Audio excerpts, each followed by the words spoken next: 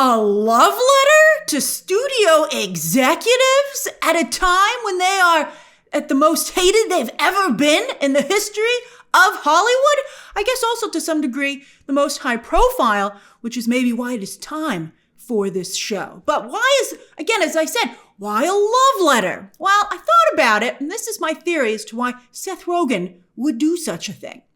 So several years ago, Seth Rogen and his creative partner, Evan Goldberg, started to be outright producers. Before they had produced Rogen's own projects. And, a lot of people in Hollywood do that. They produce their own work so they can have more control over it.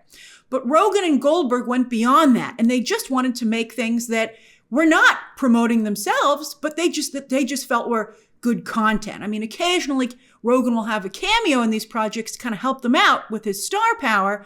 But for the most part, they're just producers on these projects, and some really big ones.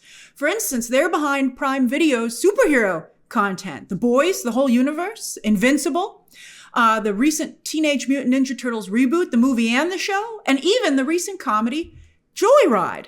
So it's an eclectic slate. I mean, they really have become a production company and producers in their own right. And I think they started to see what it was like to be an executive and to see where they were coming from. And I think they wanted to, maybe because studio executives are so hated right now, kind of finally give you that perspective. And I think in a positive way. Now, don't think that the studio excuses executive behavior, but it does explain what the circumstances are. Like never before. I've never seen such an honest portrayal of what really happens in Hollywood, from Hollywood, currently.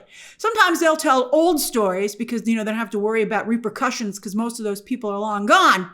But, to be so honest, I mean, I believe that a lot of the stories that are depicted here came from interviewing real life executives. And so they were built off of real life experiences, which I think I get a big hoot out of. But, they do point out some of the ridiculousness of Hollywood, but just because Hollywood's ridiculous doesn't make it any less true. That's the ridiculousness that studio executives have to deal with. But I think the most important aspect, besides the honesty of the studio, is that it's not super cynical. And the fact they were able to still be so honest and realistic, but not go the cynical route, is just a real feather in their cap. Really, it's what makes the show. Because some of you were, when I tweeted the other day when the embargo lifted about how much I liked this show, some of you were like, wait a minute. I've already seen or written off Max's The Franchise, and also before that, Netflix's The Bubble. Why should I watch this latest show? Well, those two projects I felt were disdainful of studio filmmaking, and they weren't showing you how the system works, but instead pointing at it and laughing and making fun of it and asking you to hate laugh along with them. And that's not helpful to anybody. I mean, you got to understand what you're working with. And I think that the studio explains. But Seth Rogen, as I said, now he's on both sides. He has that unique vantage point of being both a creative and a full-on creative, but also a full-on business person. And he clearly also loves the movie business. He's earnestly trying to just get, just say, hey, try walking in these shoes. Let me show you what it's like. And again, today, they deal a lot with social media. AI comes into it. And in really smart ways. Again, not like, ooh, Hollywood is evil, but like how it honestly creeps into the conversation. And I think that is really important as we find ourselves actually having these conversations. Now, back in 2022, Paramount Plus had its own behind the scenes series about how Hollywood works, The Offer. I've been singing this show's praises since 2022. I know some of you have watched it. It's incredible. It's about the making of The Godfather. You watch that, and then you watch The Godfather again afterwards. What a time. What a treat. And that was an incredible show that did a wonderful job of showing what it was like to work in Hollywood back in the 1970s. Also, what was unique about The Offer was that it showed you the perspective of not just the business side, but the creative as well. It really showed you, because it was focusing on just one project, it showed you the perspective of everyone, all the big players on the film. The producer, the studio executives, the director, the writer working with him. It was all in there, and it was really phenomenal. But Hollywood's changed a lot, which is why I think the studio is so current. But hardly anyone watched The Offer, not only because it was on Paramount Plus, just when Paramount Plus had started, so hardly anyone had it, but historically, audiences have not cared how the sausage is made in Hollywood. So yeah, I don't think The Studio is going to be the next streaming sensation. If it's lucky, it'll be another Hacks, which is also very behind the scenes with Hollywood. Although it focuses a little more on the comedy TV business. It's a little more niche. And then also, of course, it's very much about women in business and women being creative. And it has a very strong commentary, again, on women, which I think takes it away from seeming like Hollywood just patting itself on the back. And so I think that's helped Hacks perspective-wise. Now, The Studio isn't Hollywood patting itself on the back either, but it's creative people are featured on the show, but it really is just putting you in the shoes of studio executives for has never been done before. Fandom has always imagined itself as going up against studio executives. They've always been this faceless enemy at the gates, guarding the gates, keeping you out. But here, you're on the team. You're one of the studio suits, and it gives you all the information of what you would have to deal with as a studio executive. And as I said, it honestly asks you, now that you see what it's like, would you do any different? Could you do any different? Who do I think will watch The Studio? I think it'll be very popular within the industry because it's not only very accurate and such a love letter to Hollywood, warts and all, but it's the kind of project that makes you feel really good about being a part of Hollywood. No matter how small your part might be, it just reminds you, it not only reminds you of the craziness of the business that you have to deal with, but it reminds you why you got into it and why you stay in it. It's just beautiful in that way. And I also think that if you're interested in working within Hollywood, not only will those people watch it, but you should watch it. I think you can't, again, as I keep saying, you can't get a better account of what it's like in Hollywood today. This is film school, but from the business side. If you have even if you don't want to be a studio executive, you're going to have to deal with them. So I would implore you to watch this show. I just cannot stress enough how much this would benefit you to watch this show. Except episode 6. I hated episode 6. Apple TV gave us The Studio in 2 chunks. At first, they just gave us episodes 1 through 6. And as I dove into it, I fell in love with it immediately. The episodes are all a little under half an hour. So, those kind of shows are an incredible binge. I mean, it's light, breezy, but also electric television. I'm going to tell you at the end why you shouldn't binge it, but it's an incredible binge. However, I then got to the last episode they gave me at first, episode 6, and I was like, this is so horrible. I hated it so much. I found it so annoying, and it made women look so bad in the workplace. I don't care what the reasoning is. If you hack into your boss's schedule and cancel one of his meetings, which is just one of the egregious things that was done, that's a fireable offense. You just can't do it. And it was just infuriating. I didn't know if I was going to keep watching the show. But then, about a week or so later, I had my dinner. I needed something to watch. I'd watched everything else that was out, and I was like, do I have any new screeners? And what do you know? They'd given me the final 4 episodes. And I was like, well, I liked the other one so much. Let me give it another whirl. And I immediately fell back in love with the show. So if you are equally as upset by episode 6, don't drop the show. Just realize it's a really bad episode and come back the week after. In fact, the 2-part season finale, which takes place at CinemaCon in Las Vegas, which is starting to get on fans' radars, even outside the industry. But it was just such an incredibly well-done finale. It's a 2-parter, the final 2 episodes, with some hilarious physical comedy from Bryan Cranston. He had me laughing so hard. He plays the head of the company that owns Continental Studios. He's fantastic. And it ends on such an absurd, yet honest and loving note. I had like tears in my eyes. It was beautiful. They got me in the feels. Oh my goodness. Another really cool thing about The Studio is that even though it's on Apple TV, it gets to play with all the toys. That's so nice. These days, Hollywood is so territorial. They only want you promoting things from within the company you're working for. But to Apple TV's credit, they let Seth Rogen say whatever he wanted to. So there are tons of cameos from across Hollywood and like really, really big cameos. Martin Scorsese, he doesn't just pop in and say hi in episode 1. He has like a meaningful role. He's not huge, but it's more than just one scene. And all these big actors and directors, etc., they're willing to go there. They make fun of themselves. And it's such a treat. It's so fun because they understand the absurdity that is Hollywood as well. And there are clear references to Disney, Netflix, Amazon, the Hollywood trades. There was one point where I was like, I can't believe they allowed that cameo for a competing streaming service. I can't believe they used that song and that studio let them use that song. It was a Disney song. Disney's so territorial. It was amazing. I loved it. And it just makes this fictional Continental Studios feel very, very real.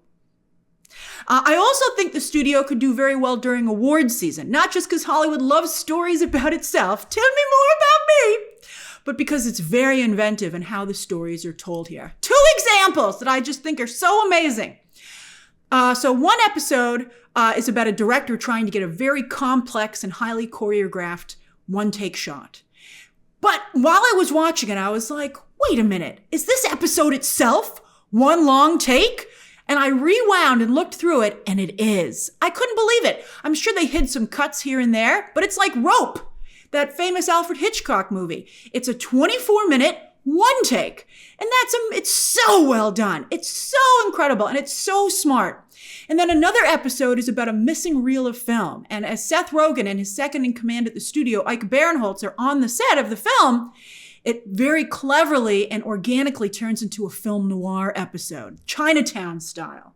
It's just amazing. It's just extremely well thought out at every conceivable level. Now, let's talk about the exceptional cast that is at the core of all these guest cameos and references. So I think this is going to be one of Seth Rogen's best roles and one of the defining, well, if everything goes to plan, and the immediate reaction out of the gate has been quite strong, one of the defining roles of his career. I hope this goes on for many seasons. It would be such a treat because there are so many things that keep popping up. You know, life's coming at us even faster these days, and Hollywood is no exception. And I would love to see the studio continue to address these things in the very honest, but yet still fair and heartfelt way that it does in season 1. He is extremely believable as a studio executive, and he makes the smart decision to play a sympathetic one. He doesn't go all Gordon Gekko. His character loves movies. He respects talent, sometimes a little bit too much for the role that he has to play. But he also understands, on that note, what his job is as the new head of Continental Studios. He feels very bad about some of the things that he has to do, but he has to deliver a successful slate, working within the Hollywood machine. You know, it's not the situation you hope it would be, but the situation that presents itself. Also, there's one episode that takes place at the Golden Globes. So well done. I couldn't believe they recreated the Golden Globes. It was great. And it points out that even though Rogen's character is the one who greenlit Zoe Kravitz's film, which is getting all this praise at the Golden Globes, but the film wouldn't exist if he hadn't believed in it in the first place. He was the one who took a risk on it and greenlit it. And, you know, when nobody else, no other studio would. But yet he gets no credit as an executive. He's not credited on the film. And he's not even getting any respect at the event. No one realizes that he was the one. You know, he doesn't want to take anything away from Zoe Kravitz's achievement, but it would be nice to be recognized for the fact that the film wouldn't exist without him, particularly because it seems that everyone focuses on everything that he does wrong, or the things that they hate that he does, because they're not wrong, but they don't like it. But no one seems to know or to recognize or even know about all the good things that he does. And you can imagine that's incredibly frustrating. Rogen has assembled an amazing cast around him. Ike Barinholtz is his number 2 at Continental, but also on the show. And I've never seen Ike Barinholtz this good. This, again, perfect role for him. And while at first he seems kind of smarmy, he's supposed to seem that way, by the end of the season, I felt he was a great guy. I could see why Seth Rogen's character had him as not only his number 2, but in many ways his best friend. I mean, that's the kind of guy you want working in your corner at the studio. It was fantastic. Chase Sue Wonders plays Rogen's assistant, who he promotes to junior executive when he gets to be promoted to head of the studio. And Catherine O'Hara, in her next great streaming role, she's so good here. She plays the former head of the studio who Cranston fired and who Rogen takes her job. But she mentored Rogen, and so Rogen brings her back with a producing deal. Sound familiar? She comes back to the studio as a producer. And Rogen's character, he's very loyal to his team. Hollywood's a small town, very much built on who you know, and people remember stuff. They don't forget. And I think that's a really wonderful element about his character. All right, Agatha fans, how about Kathryn Hahn? She's amazing. She's so good. Her role is smaller, but she is sprinkled throughout the season. So you see her in almost every episode. And talk about a seasoned pro. While her lines might not be plentiful, one of the ways she grabs attention is through her hilarious wardrobe. She's like this over-the-top fashionista. It's amazing. I don't know who thought about that, but Kathryn Hahn definitely executes it. It's an incredible choice. It's just a master class in how to make an impression, even if you don't, again, have as many lines as everybody else. She plays the head of publicity with demands that don't always care about the quality of the product. That's not her purview, and she's hilarious. Also, because she's the head of publicity, she's often at the center of some of the show's biggest moments. On that note, another element that makes Rogen's character very sympathetic is that in Hollywood, as in many businesses, no one wants to be associated with anything bad. So when things need to be taken care of, Rogen is the head of the studio, so the buck stops with him. Whether he likes it or not, he's got to step up. And he looks after what he comes to see as his family. It's a really sympathetic look at someone who's made their career their life. I think it's amazing. There's a very good chance you'll go into the studio hating Hollywood executives, but by the end of the season, you might think maybe it is a career to consider. I really think I hope that you'll feel that way. I cannot recommend the studio enough. It is not only going to be one of the best shows of the year, but I think one of the greatest behind the scenes stories about Hollywood ever. I mean it. This praise, I don't even think I'm doing the show justice. So that's my review of The Studio, kicking off with 2 episodes on Apple TV March 26th before airing weekly. Now, you could wait to binge. It's an amazing binge. But I want to warn you that if you wait, you're going to maybe have some of the cameos. A lot of them have already been publicized, but you won't know the context of them. You won't know the twists, tons of twists on the show. The jokes, it's a little Curb Your Enthusiasm, but like at a faster rate. That's going to be ruined for you. I think the show has a very good chance. I know Apple TV is sometimes a long shot, but Severance has been able to trend, and Ted Lasso trended back in the day. I think the studio, especially with all those big guest stars, I think it might be able to trend. You're going to have this stuff ruined for you. So I would watch it week to week. And you should definitely tune in for the first 2 episodes on March 26th. They're incredible. It's the Scorsese episode up first. And also they set up this overall storyline, which is going to play out through the entire season as kind of like in the background. And then also the one-take episode, which I explained, which is really a work of art. And then you'll get a really good idea of what you think of. You'll get an idea of what the show is like and if it's something you want to watch. And I do believe you'll be hooked after watching those first 2 episodes. All right, so that's my review of The Studio. Share your thoughts down below. Subscribe today. And of course, as always, you can check out some more videos right now.